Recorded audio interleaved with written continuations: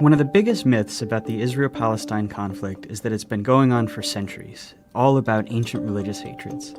In fact, while religion is involved, conflict's mostly about two groups of people who claim the same land, and it really only goes back about a century to the early 1900s. Around then, the region along the eastern Mediterranean we now call Israel-Palestine, been under Ottoman rule for centuries, was religiously diverse, including mostly Muslims and Christians, also a small number of Jews who lived generally in peace.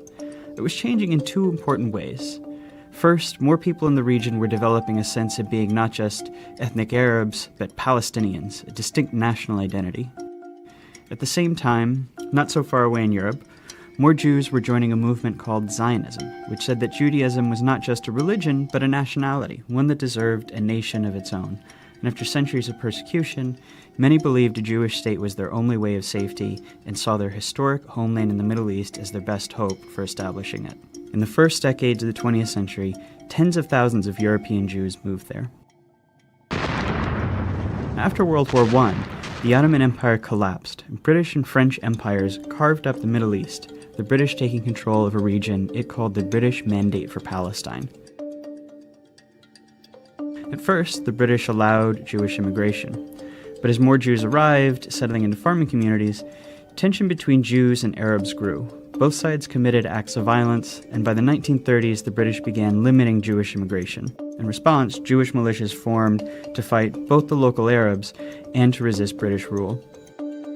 Then came the Holocaust, leading many more Jews to flee Europe for British Palestine and galvanizing much of the world in support of a Jewish state. In 1947, as sectarian violence between Jews and Arabs there grew, the United Nations approved a plan to divide British Palestine into two separate states.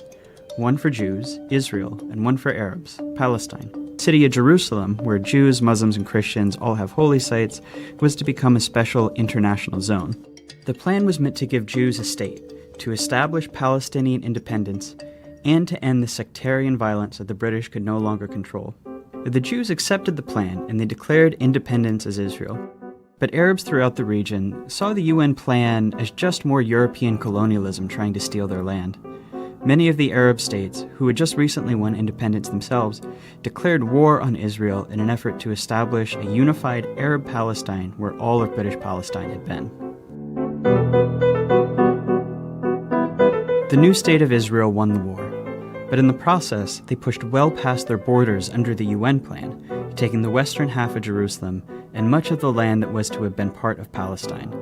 They also expelled huge numbers of Palestinians from their homes, creating a massive refugee population whose descendants today number about 7 million. At the end of the war, Israel controlled all of the territory except for Gaza, which Egypt controlled, and the West Bank, named because it's west of the Jordan River, which Jordan controlled.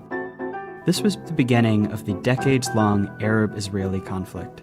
During this period, many Jews in Arab-majority countries fled or were expelled, arriving in Israel. Then something happened that transformed the conflict. In 1967, Israel and the neighboring Arab states fought another war.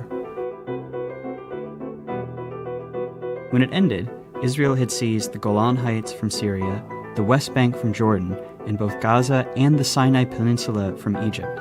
Israel was now occupying the Palestinian territories, including all of Jerusalem and its holy sites. This left Israel responsible for governing the Palestinians, a people it had fought for decades. In 1978, Israel and Egypt signed the U.S.-brokered Camp David Accords.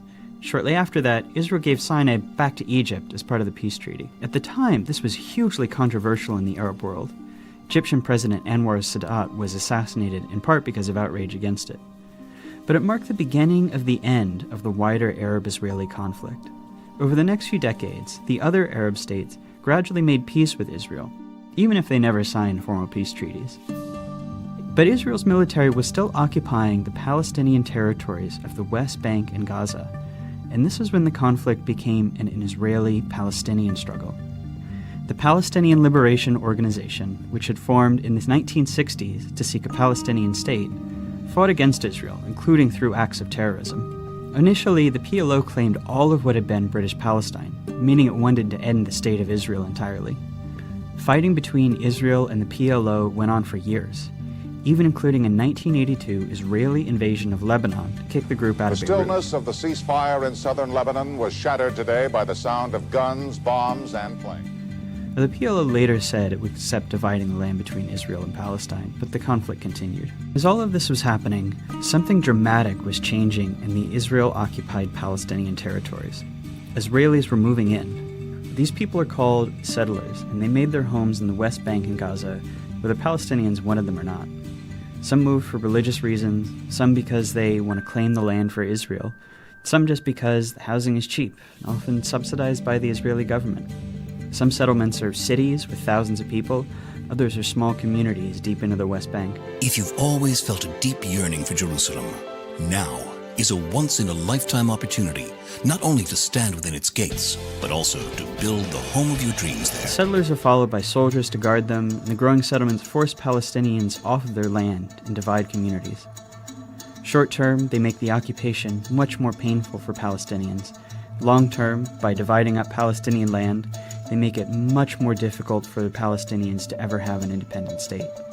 Today, there are several 100,000 settlers in occupied territory, even though the international community considers them illegal. By the late 1980s, Palestinian frustration exploded into the Intifada, which is the Arabic word for uprising. It began with mostly protests and boycotts, but soon became violent.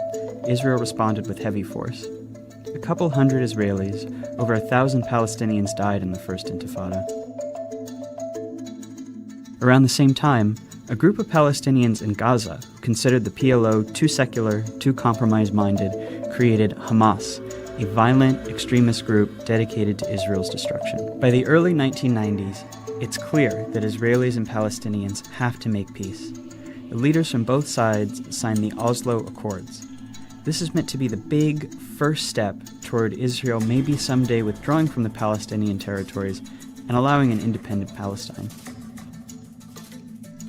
The Oslo Accords established the Palestinian Authority, allowing Palestinians a little bit of freedom to govern themselves in certain areas. Hardliners on both sides opposed the Oslo Accords. Members of Hamas launched suicide bombings to try to sabotage the process. The Israeli right protests peace talks with ralliers calling Prime Minister Yitzhak Rabin a traitor and a Nazi. Not long after Rabin signs the second round of Oslo Accords, a far-right Israeli shoots him to death in Tel Aviv. This violence showed how extremists on both sides can use violence to derail peace, keep a permanent conflict going as they seek the other side's total destruction. That's a dynamic that's been around ever since. Negotiations meant to hammer out the final details on peace drag on for years, and a big Camp David summit in 2000 comes up empty. Palestinians come to believe peace isn't coming, rise up in a second intifada, this one much more violent than the first. By the time it wound down a few years later, about 1,000 Israelis and 3,200 Palestinians had died. The second intifada really changes the conflict. Israelis become much more skeptical that Palestinians will ever accept peace or that it's even worth trying. Israeli politics shift right, the country builds walls and checkpoints to control Palestinians' movements. They're not really trying to solve the conflict anymore, just to manage it. The Palestinians are left feeling like negotiating didn't work, and violence didn't work, and that they're stuck under an ever-growing occupation with no future as a people. That year, Israel withdraws from Gaza. Hamas gains power, but splits from the Palestinian Authority in a short civil war, dividing Gaza from the West Bank. Israel puts Gaza under a suffocating blockade, and unemployment rises to 40%. This is the state of the conflict as we know it today.